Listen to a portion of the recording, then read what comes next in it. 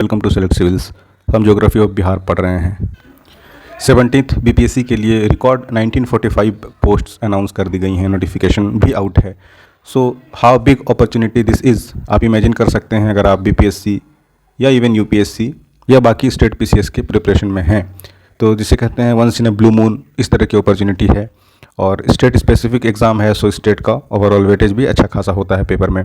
Bihar English medium में खास करके रिसोर्सेज की एक्यूट कमी है, तो हमने सेलेक्ट सिविल्स पे काफ़ी भर भर के रिक्वेस्ट और मेल भी आए। So we have started English वाला लेक्चर जिसमें हम बिहार से स्पेसिफिक चीज़ों को पढ़ रहे हैं। लास्ट लेक्चर में हमने जियोलॉजी ऑफ बिहार देखा था। सो अगेन, अगर आप पहली बार इस चैनल को विजिट कर रहे हैं तो आप टेलीग्राम @सेलेक्ट सिविल्स पे जुड़ सकते हैं हमसे डायरेक्ट बातें करने के लिए। Obviously you are watching this lectures on Select Civils, और दूसरे रिसोर्सेज के लिए selectcivils.com पे जाएं, जहां पर आपको हमारे ऐप बनने तक प्रीवियस ईयर क्वेश्चन पेपर्स वगैरह रिसोर्सेज मिलेंगे। और वंस ऐप इज़ प्रिपेयर्ड, तो हम काम कर भी रहे हैं इस पर, तो वहाँ पर आपको previous year question papers, mocks, mains के मॉडल आंसर्स, वीडियो लेक्चर्स, ये सारे रिसोर्सेज वहाँ पर हम पोस्ट करते रहेंगे। ऑलराइट, ये सब कुछ बेसिक बातें थी। तो आइए रिवर सिस्टम के बारे में बिहार में देखते हैं। हमें पता है कि बिहार रिच है वाटर रिसोर्सेज के मामले में, अदर देन सी वाटर, क्योंकि ऑब्वियसली लैंडलॉक्ड स्टेट है। और जो भी इसके कैरेक्टरिस्टिक हैं, जो भी प्रीवियसली पूछे गए हैं और एग्ज़ाम के पर्सपेक्टिव से जो काफ़ी इंपॉर्टेंट हैं, उसको हम धीरे धीरे सीखते हैं। और अगर आप इंग्लिश मीडियम के एस्पिरेंट हैं और आपके कोई एस्पिरेंट्स भी रिसोर्सेज के बारे में देख रहे हैं जहाँ से आप प्रिपेयर कर सकते हैं अच्छे से, तो आप सेलेक्ट सिविल्स के बारे में उन्हें बताएं, जहाँ पर हम कोशिश कर रहे हैं कि जितना क्यूरेटेड और बेस्ट लेक्चर्स हो सकता है आपको हेल्प करें आपके 70वीं बीपीएससी में सीट सिक्योर करने के लिए। ऑलराइट, चलिए शुरू करते हैं रिवर्स ऑफ बिहार। एक बार इसकी जनरल ओवरव्यू के बारे में देखते हैं। तो सबसे पहले लोकेशन पता है कि सिचुएटेड है ईस्टर्न पार्ट ऑफ इंडिया का, जो कि सेंट्रल रीजन में आता है, इंडो गैंजेटिक प्लेन में। तो ये बिल्कुल बुनियादी बात है, बेसिक है। रफली अगर ये इंडिया का मैप आप देखिएगा तो दिस इज़ बिहार, ऐसे हमारा बिहार है। तो ये ऑब्वियसली आपका ईस्टर्न पार्ट ऑफ इंडिया में है। और जो इंडो गैंजेटिक प्लेन है कि हिमालय से गंगा का ओरिजिन होना and then Bay of Bengal में आना, तो इसके बीच में ये वाला पार्ट आपका बिहार है, जहाँ ये सारे गंगा एंड इसकी ट्रिब्यूटरीज बहती हैं।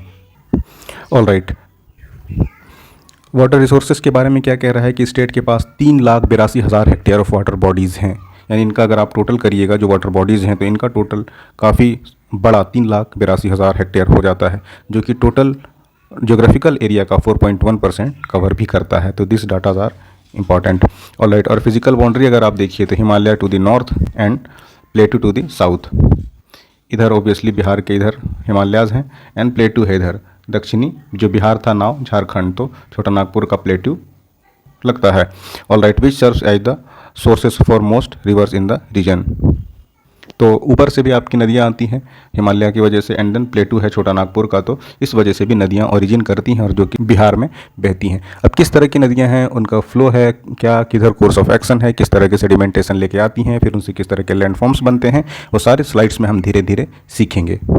तो नदियों का इंपॉर्टेंस क्या है बिहार के परिप्रेक्ष्य में, संदर्भ में ये कह रहा है कि एग्रीकल्चरल इकोनॉमी जो है बिहार की, वो चूँकि Bihar is predominantly an agricultural state, तो रिवर्स क्रूशियल होंगी ही वाटर के लिए, क्योंकि इरीगेशन में ऑब्वियसली वाटर का यूज़ है। और बिहार में चूँकि नदियाँ हैं, तो this rivers are very useful for irrigation and agriculture purposes.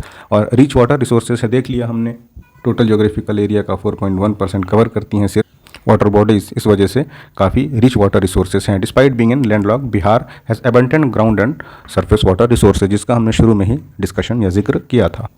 अब ड्रेनेज सिस्टम कैसा है, तो मेन रिवर है यहाँ पर Ganga, forms the basis of the drainage system of Bihar. And then pattern कैसा है, तो स्टेट का जो है drainage pattern described as trellis and dendritic. तो ये आपको फिजिकल ज्योग्राफी में नदियों के फ्लो के बारे में पता होगा। डेंड्रेटिक कैसा है कि एक मेन रिवर बह रही है, उससे उसकी सहायक नदियाँ आके जुड़ते जाती हैं, और इससे इनके दूसरे जो है वो तने की तरह, डंटियों की तरह जुड़ते जाते हैं। उसी तरह से इधर कोई एक दूसरी रिवर बह रही है, उसका इधर सहायक नदियां हैं, और ये अल्टीमेटली आके गंगा में सारी नदियां मिल रही है, कि this is what dendritic pattern is. तो कह रहा है कि स्टेट की ड्रेनेज पैटर्न जो ट्रेलिस एंड डेंड्रेटिक में डिस्क्राइब की जाती है। पीछे रीज़न है इसका फिजिकल ट्रेन, इसकी भौगोलिक संरचना। अब नदियाँ जो हैं, तो इनका जो क्लासिफिकेशन किया गया है वो नॉर्थ बिहार की नदियाँ और दक्षिण बिहार की नदियों के रूप में किया गया है। तो नॉर्थ बिहार की नदियाँ क्या है, this are rivers which originate in Himalaya, obviously क्योंकि नॉर्थ बाउंड्री में हमने देख लिया हिमालय है, and flows southwards into Ganges या गंगा। तो गंगा से निकली और दूसरी नदियाँ वो जो कि मिल गई आपकी गंगा में, वो है आपकी नॉर्थ बिहार नदियाँ, अदर देन गंगा के बारे में बात हो रही है। और मोस्टली पेरेनियल है यानी साल भर इसमें पानी होता है, इसकी स्टेडी फ्लो भी साल भर अच्छी खासी होती है। दूसरी तरह की है साउथ बिहार की नदियाँ। इनका जो ओरिजिनेट होता है प्लेटू से, हमने देख लिया दक्षिणी हिस्सा प्लेटू से घिरा हुआ है, तो इनका ओरिजिन भी ऑब्वियसली प्लेटू में होगा और मोस्टली सीजनल होती हैं, साल भर ये नहीं बहती और फ्लो इनका डिपेंड करता है ड्राई एंड वेट सीजन्स में। Obviously once monsoon is there तो काफ़ी फ्लो उनका बढ़ जाता है उनका में पानी का बारिश की वजह से, एंड वंस बारिश एक बार ओवर हो जाती है तो ये रिलेटिवली काफ़ी ड्राई हो जाती हैं और बहुत हद तक सूख भी जाती हैं कई सारी नदियाँ। अब नॉर्थ बिहार के नदियाँ के बारे में या नॉर्दर्न रिवर्स ऑफ बिहार के बारे में देखते हैं। तो इनका ओरिजिन कह रहा है नॉर्दर्न रिवर्स के बारे में कि हिमालय से निकलती हैं, जो कि माउंटेनस रेंज से फ्लो करती हैं। इसमें मेजर नदियाँ कौन सी हैं? तो घाघरा, गंडक, बूढ़ी गंडक, बागमती, कोशी और महानंदा। इनका फ्लो का पैटर्न कैसा है? तो ये कह रहा है all this rivers flow through plains of north Bihar, और इवेंचुअली क्या होती है आके गंगा में मिल जाती है। जब हम शुरू में देखे थे तब भी हमने देखा था कि जो बिहार है वो नॉर्थ और साउथ बिहार में, गंगा के ऊपर वाले रीजन को हम नॉर्थ बिहार एंड इस तरफ वाले को साउथ बिहार कहते हैं। तो जो नॉर्थ से बहती आ रही हैं नदियाँ ऑब्वियसली वो आके गंगा में ही मिलेंगी। That is what it is said कि मर्ज विद गंगा रिवर, जो कि सेंट्रल पार्ट ऑफ बिहार से होकर बहती हैं। और ये नदियाँ हैं perennial. Most rivers in the north Bihar are perennial, यानी जिसमें सालों भर पानी होता है। रिसीविंग वाटर फ्रॉम बोथ यानी कि मानसून रेन में तो मिलता ही मिलता है, ग्लेशियर के मेल्ट से भी मिलता है। जब मानसून ओवर हो जाती है इसलिए सीजनल नदियाँ जब सूख जाती हैं, लेकिन चूंकि ये पेरिनियल है और इनका ओरिजिन ही हिमालय और इनके हाई एल्टीट्यूड से है तो वहाँ ग्लेशियर पिघलते रहते हैं और इसको पानी मिलता रहता है। नॉर्थ बिहार की नदियों का और खासियत क्या है कि ये बाउंड्री रिवर्स होती हैं। कुछ नदियाँ some rivers form natural boundaries between Bihar और उनके नाइबरिंग स्टेट। जैसे कह रहा है उदाहरण के तौर पर गंडक, कर्मनासा या घाघरा रिवर, जो कि बॉर्डर बनाती है बिहार और उत्तर प्रदेश का। तो हमने शुरू में भी देख लिया था कि बिहार, जैसे इस तरफ आपका अगर ये बिहार है ईस्ट साइड तो आपका वेस्टर्न बॉर्डर यूपी से लगता है। जब हमने बिल्कुल बेसिक इंट्रोडक्शन लेक्चर में देखा था तो कह रहा है कि गंडक, कर्मनासा और घाघर नदियाँ जैसे बिहार में यूपी के साथ साथ बॉर्डर बनाती हैं, तो ये बॉर्डर के क्रॉस ऐसे बहती हैं। इन नदियों का इंपॉर्टेंस क्या है कि these rivers are crucial for irrigation, agriculture, maintaining the water balance in the region. और इनके लिए चैलेंजेस क्या हैं, मुसीबत, कि this rivers are prone to flooding. जब बारिश होती है तो बहुत ज़्यादा मानसून सीजन में फ्लडिंग, यहाँ पर बाढ़ आते हैं, causing significant damage to the surrounding areas. ये एक बड़ा चैलेंज है नॉर्थ रीजन, नॉर्थ बिहार की नदियों के लिए। एक बार नॉर्थ बिहार की नदियों के बारे में देखते हैं। तो सबसे पहले इसका सोर्स क्या है, तो हमने पहले भी देख लिया, ओरिजिन इनका हिमालय है जो कि तिब्बत और नेपाल के बीच में सिचुएटेड है। मानसून का इम्पैक्ट क्या पड़ता है, तो मानसून में 80 टाइम्स मोर प्रेसिपिटेशन इनको मिलता है दूसरे सीज़न की तुलना में, और ये ऑक्सबो लेक का फॉर्मेशन करती है। हमने देखा कि ये बारिश में मानसून के सीज़न में कितनी डिवास्टेटिंग हो जाती हैं, और दूसरी कैरेक्टरिस्टिक्स में है ये कि ऑक्सबो लेक का फॉर्मेशन करती हैं। तो क्यों? Because of their changing course this river frequently form oxbow lakes, locally known as, जिसे लोकल बोलचाल की भाषा में चेयर्स बोला जाता है। अगेन फिजिकल ज्योग्राफी के कॉन्सेप्ट थोड़े बहुत आपको आने चाहिए।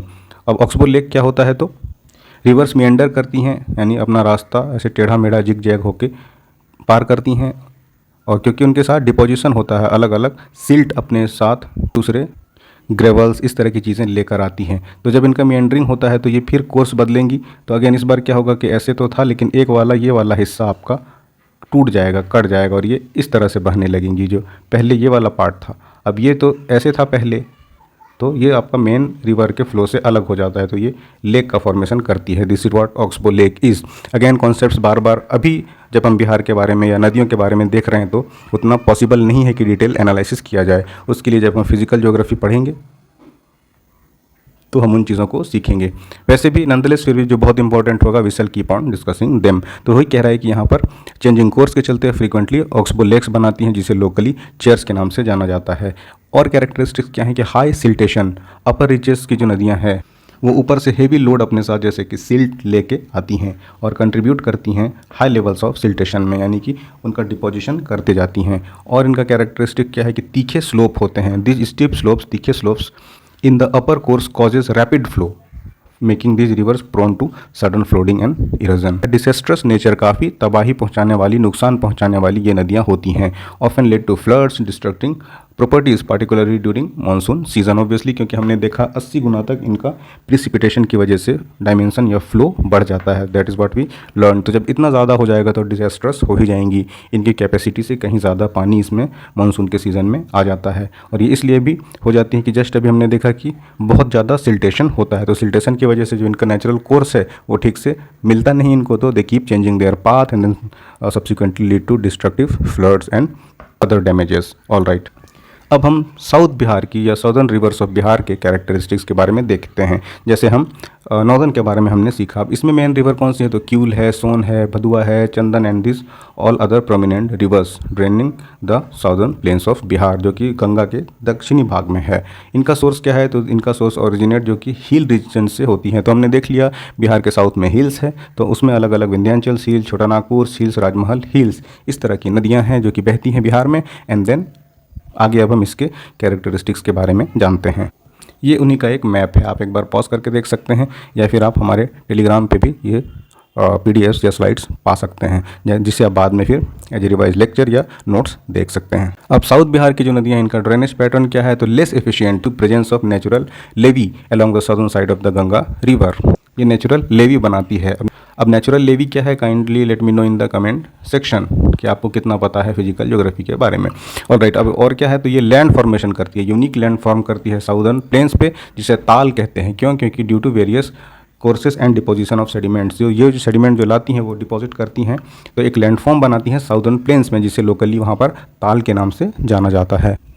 और ऑब्वियसली ये सीजनल रिवर्स होती है, क्योंकि नॉर्थ बिहार के दो सोर्सेस हो जाते हैं, एक तो बारिश का प्रिसिपिटेशन और दूसरा मेल्टिंग ऑफ ग्लेशियर्स। लेकिन साउथ इनका ओरिजिन प्लेट्यू से है, जहाँ हमने देखा छोटा नागपुर प्लेट, राजमहल प्लेटू, तो इनमें सिर्फ इनको मानसून के पानी पे डिपेंडेंट रहना होता है, इनको मेल्टिंग ऑफ ग्लेशियर्स वाला पानी नहीं मिल पाता। तो इसीलिए ये नॉर्दर्न बिहार की नदियों से अलग। Many southern rivers are seasonal and have less water flow during dry season. सूखे मौसमों में बारिश की कमी के टाइम में दे हैव वेरी लेस और लिमिटेड वाटर। अब इसका इम्पैक्ट क्या होता है एग्रीकल्चर में, हमने देखा कि ये ताल बनाती है। The presence of tal areas can affect agriculture activities often leading to water logging and reduce soil fertility. जो ताल बनाती है सिल्ट के डिपोजिशन से, उसमें वाटर क्लॉग हो जाता है ना, जमा रहता है, जो कि सॉइल के फर्टिलिटी को कम कर देती है। अब हम one by one northern and then southern Bihar के रिवर्स के बारे में पढ़ेंगे। तो फर्स्ट यहाँ पर Ghaghara river, this is northern rivers of Bihar का एक नदी जो कि घाघरा है। अब इसके बारे में हम नेक्स्ट लेक्चर में देखेंगे, क्योंकि इस लेक्चर का टाइम भी अच्छा खासा हो गया और कोई बहुत ज़रूरी नहीं है कि एक ही गो में we should upload this all informations. और आपके लिए भी ये ज़्यादा बेहतर होगा कि आप धीरे धीरे यूज टू हों, बार बार इन लेक्चर को सुनें, देखें, फेलो एस्पिरेंट से, को एस्पिरेंट से आप शेयर करें। अगर वो इंग्लिश मीडियम में रिसोर्सेज के लिए देख रहे हैं इधर उधर, तो select civils is one of the most authentic and exam curative options. और हमसे टेलीग्राम पे जुड़ें, और किसी तरह के आपकी सुझाव या राय हो तो kindly let us know in the comment section, ताकि हम उसे बेहतर कर सकें। और तैयारी करते रहिए। 17th BPSC अगेन बहुत ही बड़ी अपॉर्चुनिटी आप सबके लिए। और ये सारे लेक्चर्स आपको ज्योग्राफी ऑफ बिहार प्लेलिस्ट में मिल जाएंगे, वहाँ से आप अपने टाइम एंड कन्वीनियंस के हिसाब से देख सकते हैं। तो पढ़ते रहिए, मिलते हैं आपसे अगली वीडियो में। Thanks for watching.